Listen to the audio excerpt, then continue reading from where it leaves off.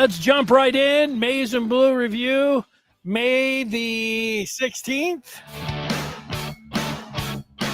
And there he is, right there on your screen, and music to your ears. Jerry Diorio, the former Wolverine. And Jerry, I say it's May 16th, and you've been down in Florida, but this feels like July or August to all of us normal Michiganders right now. Yeah, nice weather. Last night, I'm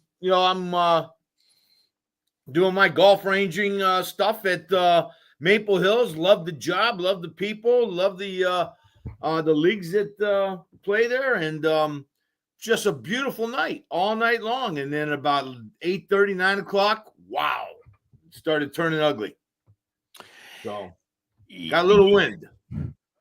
Yeah, not only a little wind, man. It was I don't know if it's just where I'm at, but it seems like it's a strobe lights, flashlights constantly from the lightning and everything, and then every 3 or 4, it felt like lightning had hit the house. Like the thing was exploding. Yep. The whole house was shaking. I was thinking, wow. I went out this morning and opened up. I was expecting just to see chaos all over the place, and it wasn't all that bad. I mean, there's water and stuff, and right, a couple of things blown over and stuff like that, but not so bad. And it used to be where the power used to go out where I'm at all the time, and I've kept that phone charged, thinking, I'll see you at 2:00 in the morning. I'll probably I was really surprised at that, Denny. With as hard as it was coming and the winds were coming, I was really surprised we weren't knocked out of power, but kept our power the whole time. Yeah, who knows? Maybe there are some pockets. You see it, and then you see somebody on social media says, "Spent 2 days. What are these guys doing?" So yeah, I know that, and it's always a good time to talk about Michigan sports, and that's what we're doing right now. Do it a couple times a week, and it's great to have former Wolverine with us. We'll get just 5 minutes of it's 3 weeks away from June the 6th or 7th when. It's next date to keep in mind. It could come to a resolution before that, but the 6th or 7th is a day to keep in mind, which is 3 weeks away. We'll see where Jerry, what he's thinking about 21 days or so away from that. We do have some tape, couple plays that Jerry's going to look at back from the spring game. I love it. It gets you. It gets you excited for the fall, gets you excited about certain players that are going to be on this team. But lo and behold, we start with a surprise. Dusty May, in the month of May, comes up and just about an hour ago picks up a commitment from Patrick Liburd from Fort Lauderdale, Florida, a 6'6" swing man out of the Sunshine State. And Jerry, the first thing I think about, this isn't a 5-star kid, but previously to being in Ann Arbor, Boca Raton, that's where Dusty May was down there in Florida. So he will be familiar with players like Liburd, who had Ivy League offers, and then he had mid-major offers in Florida, I would think, at a place like where Dusty May was at down there in Florida. So, the familiarity and kids supposed to be able to shoot it from downtown. Tell me you're bringing in a sharpshooter from the Sunshine State, somebody that can fill it up from outside and say, I'm all there. I'm ready for it. Let's go. Dane, first of all, it's great to be a Michigan Wolverine. Let me say that. Number one. Number two, I'm looking at this young man, and I can't help but think of the type of athletes that John Beilein used to bring in the basketball program. And this young man kind of seems like he fits the bill a little bit. That 6'6", 6'7", swing or solid or power forward, whatever you want to call him. But it just seems like that's the type of player that's worked well at Michigan. Yeah, and if he can shoot, we'll see, what that's all about. But that's when you read about him initially, I think the other thing that people think about right off the bat, what does this mean about Michigan and Yaxel Lindeborg, who was at UAB last year, who's currently working out in the pre-draft camp. And I don't think these two things are connected. Yaxel, as recently as 2 days ago, said, he's looking, he didn't say a guarantee inside the top 20, but he's looking to be solidified in the top 20, not just the first round, not just a contract, but he wants to be in the first 20. And there's been various, different reports about how good he's looked and whether or not, he was saying he was pretty much 50-50 2 days ago. He's got another week to think it over, and being 50-50 for a guy that could be, a real star in the Big Ten. Heck, he could be a real star in the country. That's not a bad place to be, where you could go out there and you still have about a 50% chance to bring in one of the better players in the country. Michigan's doing okay anyways. Yes, they are. Yes, we are. Big time in the transfer portal. Yeah, this would be more transfer portal. Yeah, this would be more than just, the cherry on the top. This would be, the best player, but he's out there. As somebody was saying yesterday, you can't miss what you don't have. So, he's just there. He really likes Michigan, but he also, just like a lot of guys that have that kind of talent, is on the cusp, could be a top 20 prospect, could go to college. Years back, you say settle for college. Now when you're settling for college, he'd still get a nice chunk of change. So that's not bad either. And, you can think about, stay around, probably still collecting 7 figures. And if you play really well, you could move yourself up and maybe even be a lottery pick where you could make millions, even by staying in college, and you'd still be. So, I think it's all good news for Lindenborg. Obviously, I think Michigan fans want to see him come to college and see what he could do for a year. But, just wait around for a week. We'll see what happens there. Always, Denny, it reminds me of when I was recruited. I could, you just kind of hold on to your commitment to the last. You want to try to hold on to your last possible minute, because you keep wanting to get these people to keep coming after you and making you feel really good about yourself. So I've always wondered about that, committing a little bit early. But, I get what you're saying. Even if we can get them for a little while, that'd be a beautiful thing.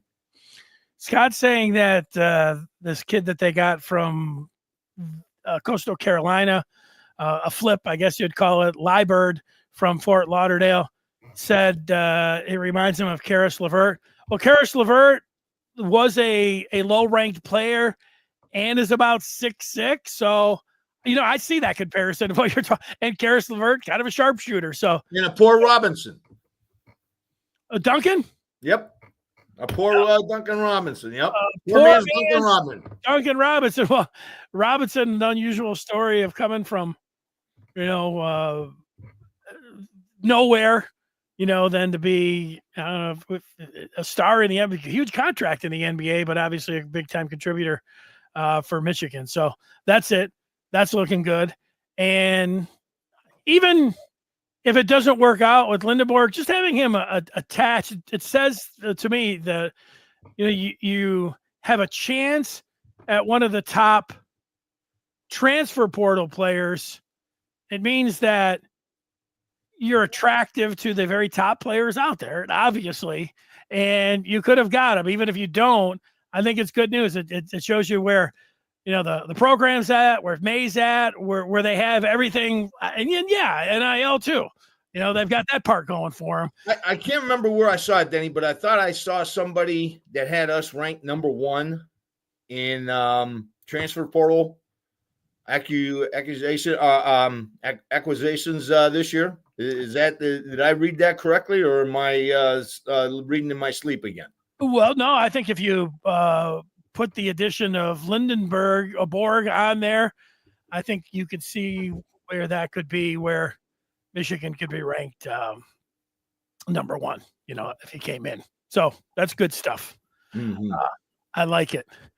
All right, Jerry, before we get to the 5 minutes of Michigan versus the NBA and we go to the film, we've got 2 points questions, and I'm going to let you handle these. I'll see if I can add anything. Scott is making 2 predictions. No, he's making 3 predictions. Let me throw them your way. He says first game starters: Mikey Keene at quarterback, CJ Hester at tailback. Now, neither of these guys were available in spring, and Hester was picked up the day or two after the spring game at running back, and Scott is saying that he will be a starter. What do you think? First of all, I don't think I think Mikey Keene starting at quarterback is kind of wishful. I think you're and I'm not with all due respect, please. I don't know if Mikey Keene missing all of spring ball and coming into that starting position is the best thing for us at this point. I'm real leery of Keene right now. I like him in the backup role, but missing spring ball really tells me we got a little bit of an issue at that quarterback position. As far as Hester's concerned, a great, nice pickup, but that running back room is loaded. We're going to see film today. Show a little bit of Hayes. Didn't do much on Marshall, but I wanted to also talk about Cudsdale and show some running skills that he showed during the spring game. But the running back room is loaded. I don't think you got a starter at running back. I think you got a 1A, 1B, and 1C maybe even. So you've got a lot of talent in the running back room. At quarterback, I can see a lot of disappointment, not with the fans, not with everybody else out there, but within that locker room. If Underwood isn't the starter. Yeah, both of these would be very shocking developments as we sit here in mid-May for all the reasons that you said. Keene, maybe he could. I would give Keene more of a chance to be the starter in the first game than Hester. I know you can't predict a rash of injuries, but you just went over some of the players there. That would for somebody to just walk right in and then be the starter. If you say you want to get some carry, you like him, maybe get some earn some carries for. He could get in and rise the depth chart or something because he looked good, but starting sounds pretty wild. But Scott had one more prediction, Jerry. He says Rayshawn Benny will be the most improved player in all of college football this season, and he will be better than Kenneth Grant. What do you think of that hot take? Okay, well, I will give you. I think he is going to be the most improved player, especially on the defensive side in the country. He had a little bit of injury last year. When you look at him on film, he explodes. Had a great spring game. When you're talking about the first play of the game and he's making an impact on a pass rush, when really you're not really thinking of a passing game on first play of the spring game. But he was in there lickety split in crowded space. We're going to take a look at the move. But Rayshawn Benny, I could see him being a very dominant player up front for Michigan this year, and he's going to be one of the top defensive interior linemen in the country. I have a feeling. As far as being up with Grant, let's let the season play out. Let's let the season play out and see where he is. Grant was a heck of a player. So was Graham. And Benny, I got no problem mentioning him with Grant in the same, they played on the same defensive line. They were rotating on the same snap. So, that's not a strong stretch there. That's not a long stretch there. Yeah, Kenneth Grant, what was he, the 13th overall pick? So you're talking about Benny, having a hell of an offseason and a hell of a season. I am very excited about Benny. I will say that. I am extremely excited about Benny. I'm looking for him to be a huge leader on that defensive team, and I'm looking for a big season from him. I'm really excited about Rayshawn Benny this year. More football questions for Jerry. This one's from M Go Blue 1337. Thoughts on the wide receiver core? The freshmen show a lot of promise. Your thoughts, Jerry? What freshman are we talking about? Border. He's going to make that catch. I don't have it highlighted in the film, but I have a feeling later on in his career he's not going to drop that pass too many times. It was in his hands and did a nice job. Who are some of the other freshman receivers that stuck out?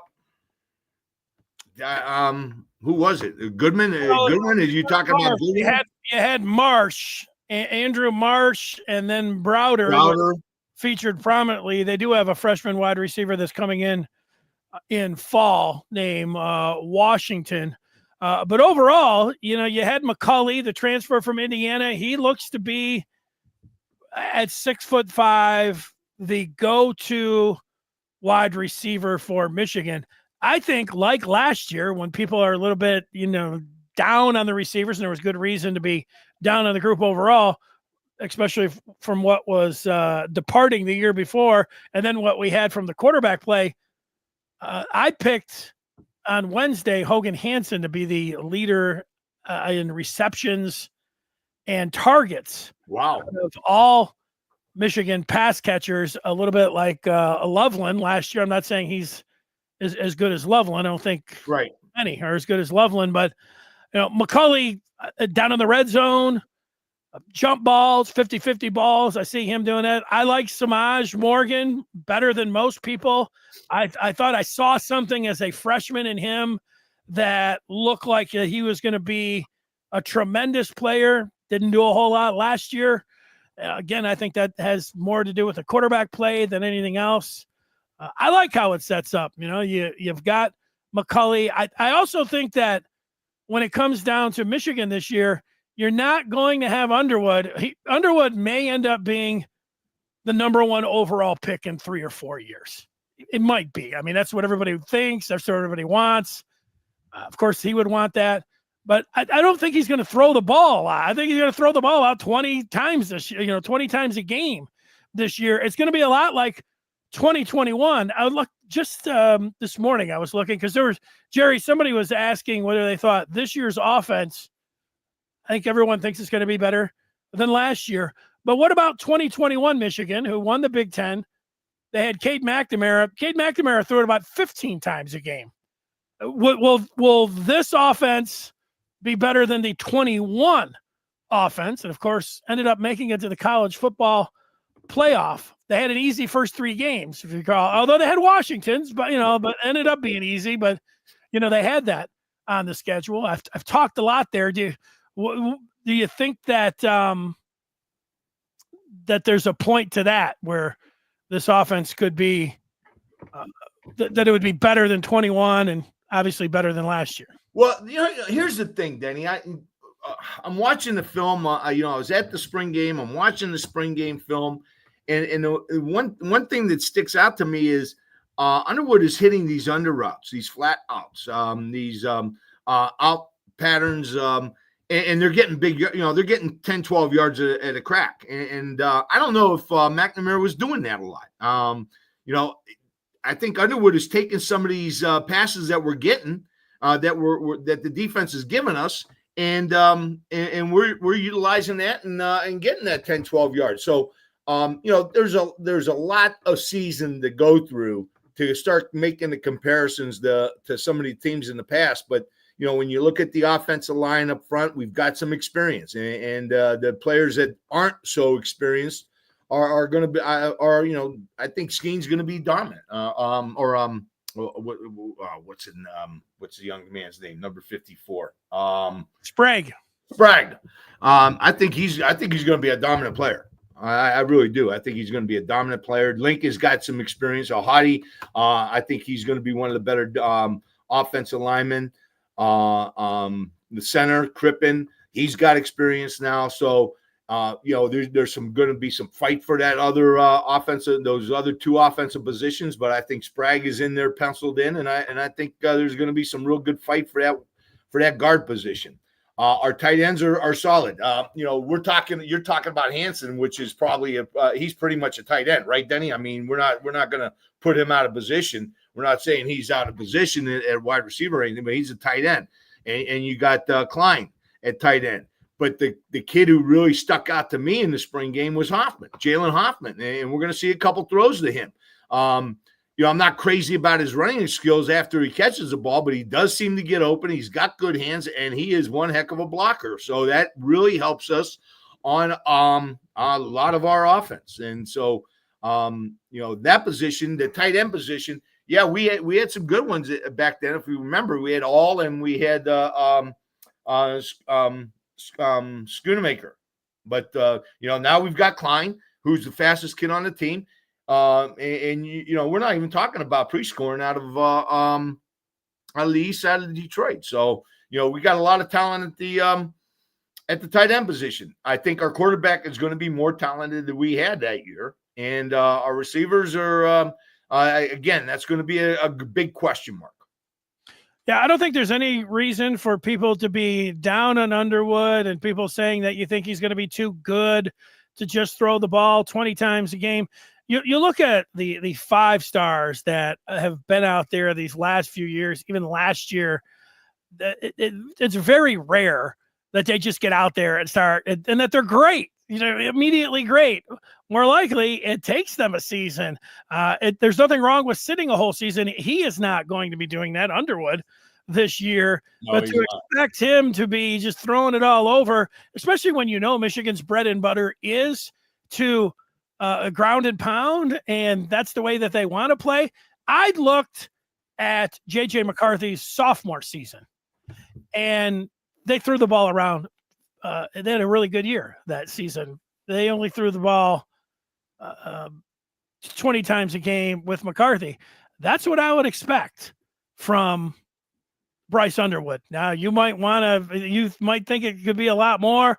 I think that it would be shocking to me if it was, but that doesn't mean that he's going to be bad or that Michigan can't win all of their games.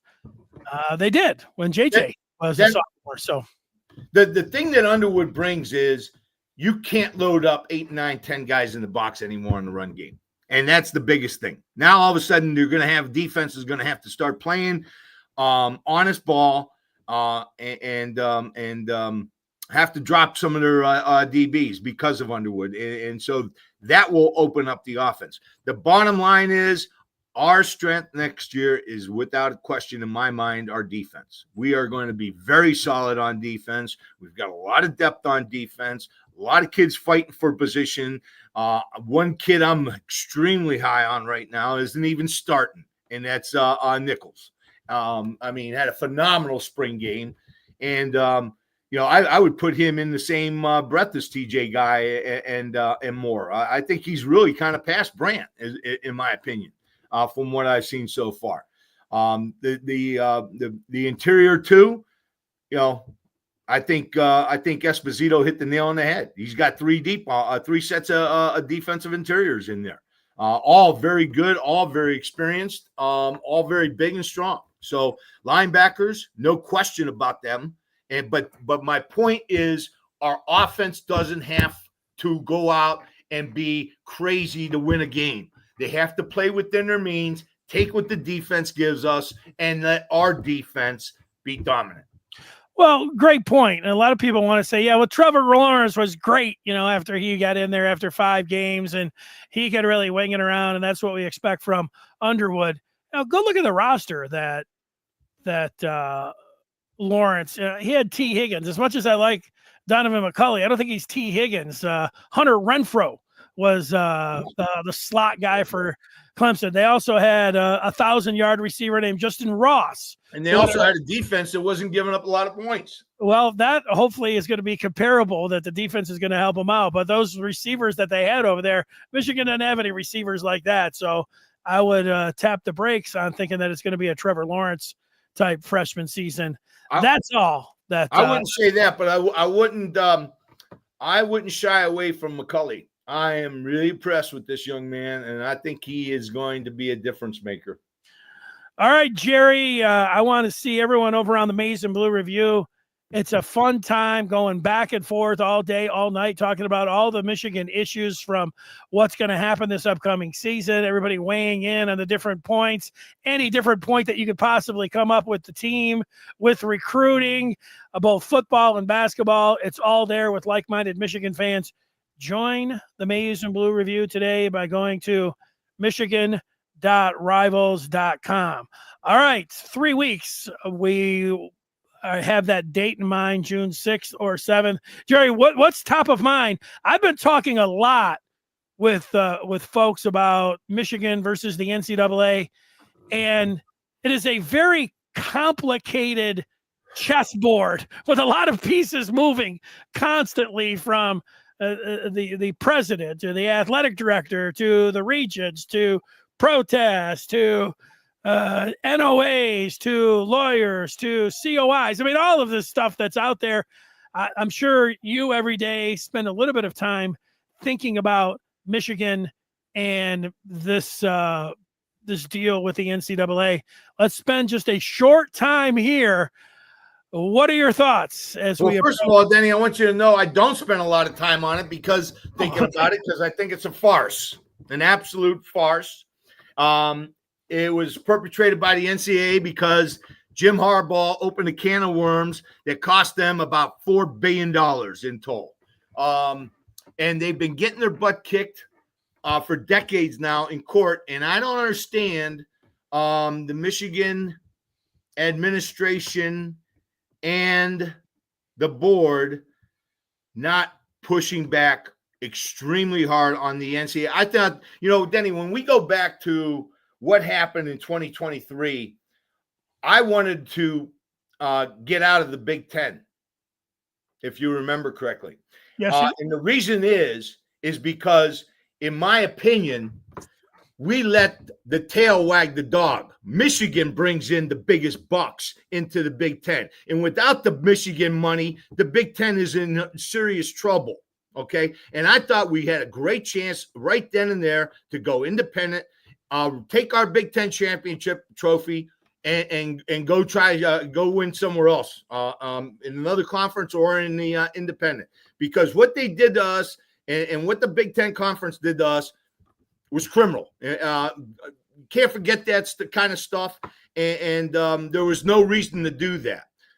As far as the NCAA, Denny, went the NCAA and the college playoffs and all these people saying Michigan's one of the most corrupt football programs. Jim Harbaugh, one of the most, with all that said, how is Ward Manuel the head of the NCAA playoff commission?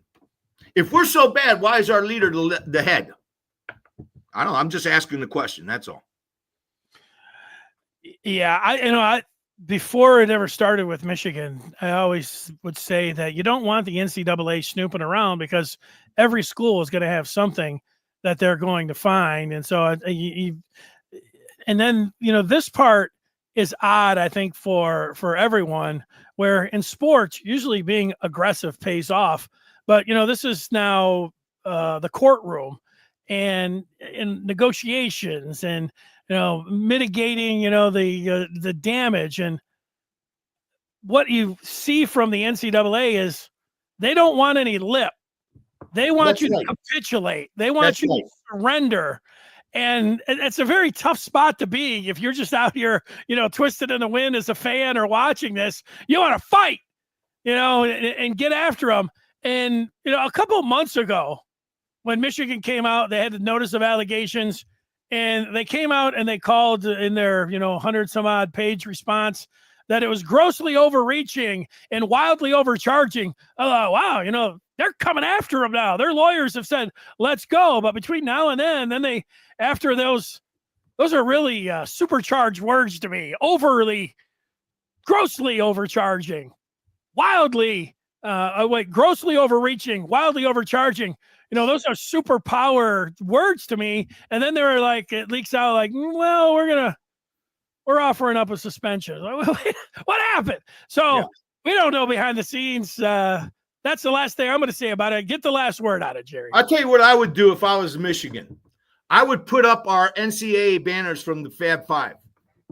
Back up. That's what I would do.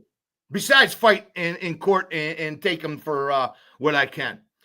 But I'd put those banners back up. You don't win in the freaking offices. You win on the court. You win on the field. And the NCAA is trying to make themselves more relevant than they are. And they know their irrelevance is gone. Yeah, it'd be interesting to know. They're fighting for a cheeseburger and a sign decoding that was promoted by one of the military academies to the person that's being accused of it. So I don't think a lot of it, Denny. No, I know that. But it's a farce. And like I said, put the banners back up. Spit in her eye. That's it. Scott sounds like he's with you. All right. What about some film, Jerry? You ready to take a look at a couple of plays? Danny, absolutely. I am too. I'm glad. I said, let's just talk about it. We talked.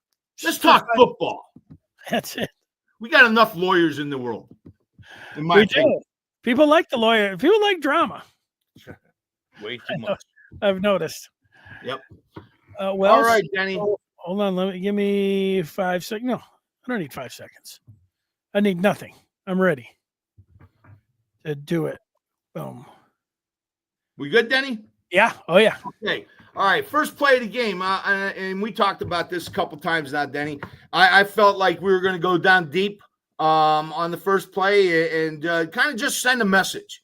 The message that was sent back is you better block Benny. You better block I think this is Moore over here. Yeah, I think this is Moore or Brandt. Brandt had a couple nice plays. You better block Benny. And we got some pretty good corners out here. Watch them extend these receivers to where they're very much irrelevant in the pass play. But it's a good sign. This is a sign that, you're going to watch Benny here. You're going to watch TJ Moore goes inside here and kind of makes Benny's lane a little bit more crowded. And then Brandt comes off, and we're pressuring and putting the pressure back into quarterback. We're collapsing the pocket. Even though we're not getting to him cleanly at times, like in Ohio State game, we put the pocket in his lap. And so it's not a very comfortable place to throw the ball from. So take a look at these circles right here and watch these corners. Watch them stretch these receivers out to a point where they really are irrelevant. Look at Hill out here. He's pushing him. He's pushing the receiver. Goodwin, I think it is. Yep, number 14, Goodwin. He's pushing him clearly to the outside, almost to the sideline. So he's using the sideline as his friend. He's pressing and he's forcing. There's nowhere to go on the other side. McBurrows is all over him. That's Moore out there running, and it's good technique. When you look at the technique the corners are using, they're not turning their head until that receiver turns his. You see that? Yep. They're using great technique. They're not letting any kind of inside release happen. And they're pressing the sideline with their bodies. And so great defense right there. Let's watch Benny.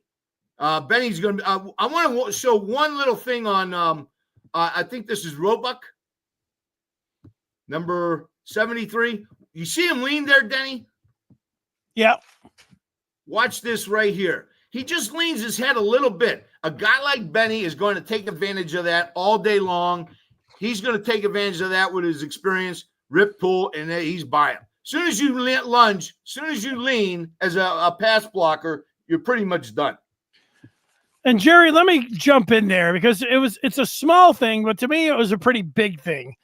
Michigan wants to be known as a line up and run the football, and it's a smash, and it is ground and pound, and that's how they, got back to being, Michigan football and this run and everything. And then the last couple spring games, the first play was it could have been from 1970. It could have been from any game in 1980. It was, we're running this way and we're just handing it off because that's Michigan football. And then a week or so, I don't remember exactly the timing, you came on here and said, "Hey, Denny, guess what? I think they're going to throw a bomb on the first play." I said, "No, Jerry, I don't. I'll take that bet. This is Michigan. Michigan is not going to do that." This was Sherrone Moore saying, "We've got a gunslinger, and we're letting him fire, and we're showing everyone." That is to me, that was a pretty amazing, just in theory. of what they showed at the spring game. I was shocked, but obviously you weren't because you predicted it. Well, see, here's the thing, Denny. Here's the thing. When you look, and we're going to see this a couple plays later, but when you look at this defense. They're not uptight. They're not thinking run. They're almost sitting back waiting for something, but they got to play honest. But that's why I'm so excited about our defense. We can rush for and get home. We can rush for and get home. We've consistently done it over the last few years, and there's nothing that tells me we can't do it this year with the lineup we have. So we've got a very good base defense. We don't have to send tricksters in there to get pressure on people, and we can play an honest defense here. When you see it against Jaden Davis a little bit later, you're going to see a lot of uptight people looking for that run, and I don't know if they respect it as much from Jaden Davis, but they are definitely respecting this kid, because if I'm looking at this, there's a lot of space in here. They're not up on tight. They're not tight, and they got to play both the pass and the run. One thing I want to point out, besides I'm really excited about this defense, and I'm real excited about TJ Guy. But one thing for certain, and this is one of the reasons I'm not crazy about blitzing. Watch him take the inside gap. He actually makes Denny's path a little bit more difficult because he crowds it up a little bit. You see that? Yes, I do. Okay, and Barnum is not rushing. He's not blitzing or anything like that. So I don't see any reason for TJ to be in there. But again, the pocket's collapsed. Everybody's covered downfield. And it's not because we have bad receivers. It's because the pocket's collapsed. We got people on top of our receivers, and we're playing with great technique. I love our base defense. Do they talk about it, whether it's Benny and Guy, where Guy's like, I'm taking an inside move, and then Benny's like, well, I'm taking an outside, move. Maybe we shouldn't do that because we could end up, in each other's way. Is that coached? Is that something they talk about, or is there a way just to, you're beating your man? That's the point, and there's a lane, and that was okay for them to be that close. Well, here's what as a coach, I always preached our principles and our integrity, and that meant lane integrity. I really got upset with our guys if they got out of lane integrity. They weren't they were letting things get around them because they were taking an easy route. That offensive tackle wants you to go inside. Now he's got you pinned. Now the contain on the outside is wide open. So my thing was always maintain your lane responsibility. Come back underneath it when you get the quarterback depth or a step behind the quarterback. But you can't get out of your lane, because once you do, now you've put the whole defense into a position where they can be conquered, because if somebody breaks contain, there's nobody else out there. There was nobody else out there for them.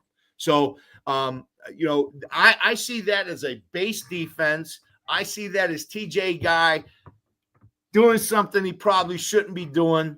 Saw the inside, wanted to take it.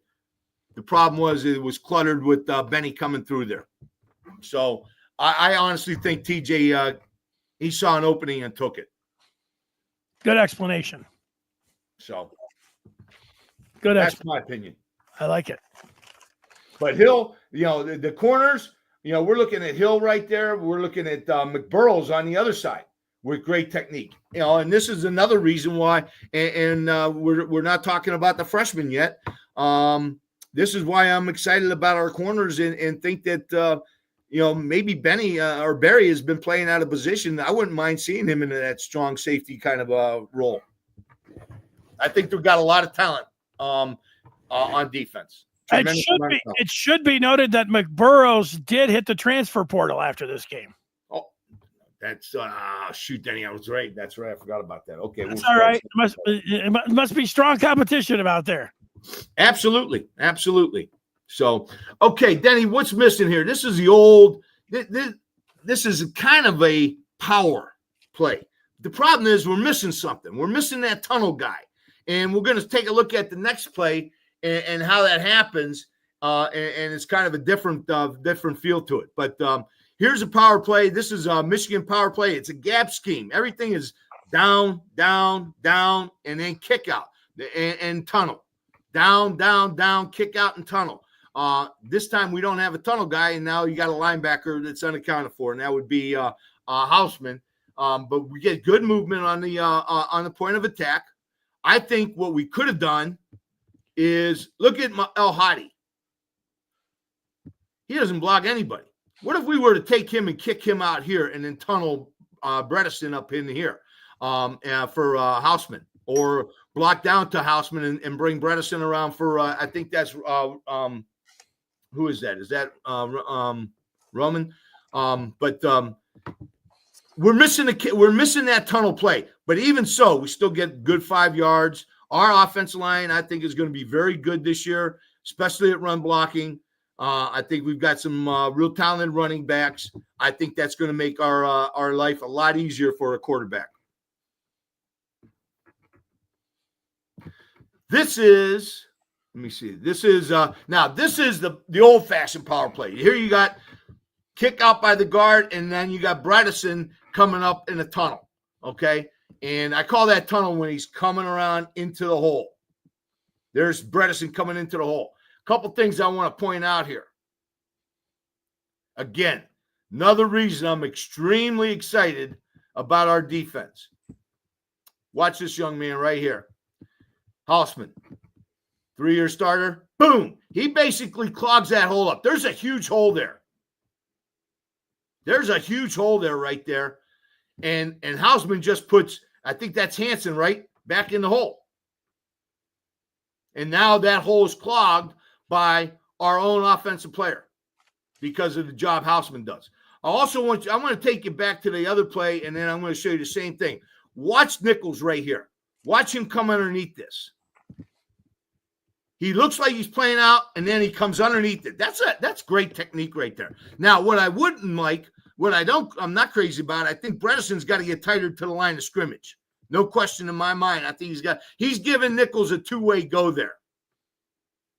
And so that's something they're going to be working on this year. That power play will be a lot better this year with our team. Again, watch Nichols. Watch him come underneath this. And this is against El Hadi. Watch him. He takes on the block, and now he comes underneath. You see that, Denny? Yeah. He's coming underneath at the last point. He's got to maintain that outside leverage. He's got to get in there and maintain that outside leverage, force it back in. But what I really especially like is how he gets back into the play once he's made contact with that with El Hadi. You see that, Denny? He basically took the outside away by taking El Hadi on with his inside shoulder, which is taut. But then at the last second, he's coming underneath it. And he takes a play that could have been big and helps make it only a 2 or 3 yard gain. Very excited about our defense. Nice technique. Very good technique. Excellent technique there, in my opinion. All right. Bo used to always talk about coming out of the pile. Okay. What he wanted to see in a running back is somebody who could hit a hole, and when that hole is crowded up, come out the other side of it. Okay. That's what told him we got a running back that wants to get the tough yards. Again, here I am mentioning Nichols. Watch him take on 2 blockers here and blows up the play. But who is this number? This is Marshall right there? 83? 23. Oh, yeah, 23. Yep. The running back. Watch him come out the other end. That's what Bo used to always look for. Somebody coming out. Look at that pile. This is what I was talking about. Now, this is a different formation, Denny, but look at how tight everybody is. They're not respecting the pass at all on this, okay? They're not respecting it at all. And we still get through the pile because Marshall knows how to get through a pile. He's a tough, hard-nosed running back, and I think we're going to see a lot of good things from him over the years. Okay. The other Marshall, Zach Marshall, was on the end of that line as a tight end. They had 7 guys up there. Okay. Let me see here. There was all right, what did I see here? Okay, there's Marshall getting the first down. That's a tough hard 1 yard run. First down, Marshall gets it. What I had circled here is watch Trey Williams. Big fella, he's got some speed. He's got some nimbleness to him. Watch him. El Hadi completely misses him. And that's a good blocker. That's a good offensive lineman. Completely misses him, and he's right in the play. He's right there. He's stuffing that hole, making the running back divert and go another direction. So, again, this kid's going to give our defense something more than we had before. Before spring ball. So, TJ Metcalf. Welcome, TJ Metcalf. This is a great – I don't know what he's looking at, to be honest with you, Denny. This is almost like a reverse palms in my opinion. I don't know. Is he looking at one? And what tells him to get out there in that flat? I don't know what does. But he's right there. Great defensive scheme. I love this defensive scheme right there. Because it really – I mean, we got a great quarterback here, and he's making a mistake. He's throwing into where the defense wants him to throw. One more step, I'm going to tell you right now, that's gone for pick 6 with TJ later on in the year, and he will get one of those. He will get one of those. All right. Now, this is McCauley. I saw him in warm-ups, and he seemed like a big, strong kid with an attitude, and he looks like he's got really big hands, which means he can go up and catch balls in traffic. And watch what he does here. Catches the ball clean. 2 people. He almost breaks it. That's how strong this kid is. Later on, don't be surprised when he does break it. Don't be surprised when he does break it. Good decision by Davis here. Got the defensive jump. Good decision by Davis. Great hands. And this kid's tough. I'm telling you, I like his attitude. I've liked him when he was in Indiana. I'm excited about that young man. I think McCauley's going to give us some receiver room appearances that going to scare defenses. Justin Hayes, experience, strength, speed. He's got it all. We got a little bit of a bad path by Josiah Edmond, but watch his speed. Watch Hayes' speed here. He sees everything bottled up. Man on man, hat on hat. The only thing he's got is outside. And he just outruns Edmond. He just outruns him. So he's showing speed. We know he's got strength. He's going to be a great addition to our running game this year. Really excited about this young man. All right. Arm strength, not forcing it. That's the one thing I noticed about Underwood in the spring game. He didn't seem like he was forcing balls. He was taking the open receiver, and he showed some arm strength. I think I can almost see his eyes looking at this defender right here who's staying on that receiver, so he goes outside to Goodwin there. And that's some arm strength right there. That's a long throw right there. That's a nice size throw right there, and there's some traffic.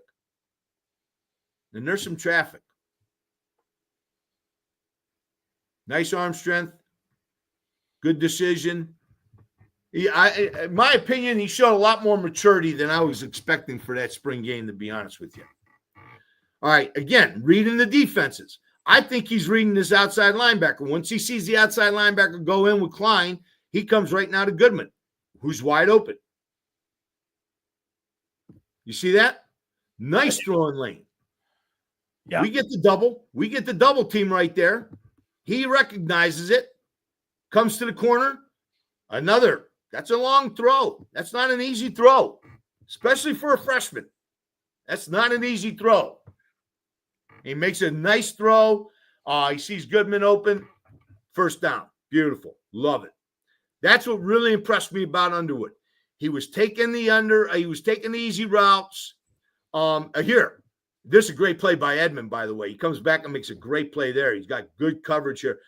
But again, let's look at – I didn't have this play marked, but look at the defense. Boot plays are typically wide open.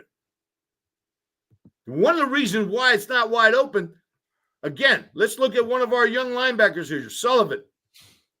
Look at him get back out there. That's pretty good speed right there for that big fella. That's good defense. Very good defense. All right, let's see what we got here. All right. Taking a wide open flat. Hoffman, he had Hoffman a few times wide open, and he took advantage of it. They weren't going to cover him. Look at how wide open he is. This time, there's no way Sullivan can get out there. There's nothing out there. The corner would have to come off that receiver to make the play on the out, and it wasn't there. One thing I'm not crazy about Hoffman was his running ability after the catch, but he seems to be getting open. He seems to be a great blocker. And he seems to have great hands. And he's got some speed if we look at the last play of the game. So, very excited about him. All right, what do we got here? All right. Again, easy pitch and catch. Another short pass to Marshall. They're not going to give us that deep. Why? Why not go with this? Take what's there. Second and fourth. Dink and dunk. Nice throw. Making a quick decision, quick release, gets it out quick. I like it. I like everything about that right there. He threw one interception to Metcalf. Goodman might have come off his route a little bit early, but Metcalf made a heck of a play and had the interception. They're talking about the defensive line here. This kid, Cudsdall, really impressed me. He really had a nice spring game, and he might be one of the reasons that Hall left. Because I tell you what, this young man, he really impressed me. Out of Forest Hills Eastern. This is a great run right here. Very patient. He's just taking what the defense gives him. I don't know what he's seeing. If he's seeing Benny right there taking the one gap, and then he goes the other gap. So, but this kid played really well. I liked the way he ran. I thought he had good eyes when he ran. I was really very impressed with him. I think we're 3 deep with Cudslow. Now we have the other one coming in. We got a 4 deep rotation at running back. Here's Nichols again blowing up a play, getting in there, blowing up a play, and Cudslow makes a great cut and picks up good positive yards. Runs hard after contact. Like the kid a lot. Denny, I like the kid a lot. Had you heard of him over on the west side of the state when you were coaching? Little bit, not much. Okay, so here we go. The last play of the game. All right, here we go. You think this was set up, Denny? Throw an interception so we can throw a flea flicker? Well, you think it was set up, Denny? No, it was the very last play of the game, right? So yeah. So here's Hoffman. Okay. I didn't know this kid had this kind of speed. I didn't think he'd have this kind of speed, but this is a well-designed, nice design play. A lot of people are doing this now, leaking out that tight end at the point of attack when they're blocking. A lot of people are doing this. I saw Texas do this. They're leaking that tight end out they're making a point of attack block and then leaking them out. Nobody covering them. And he's got some speed.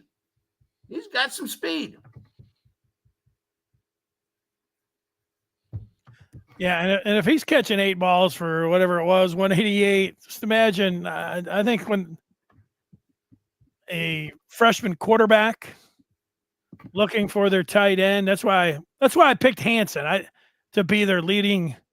Part of it was younger quarterbacks, they tend to go to the tight ends a lot more.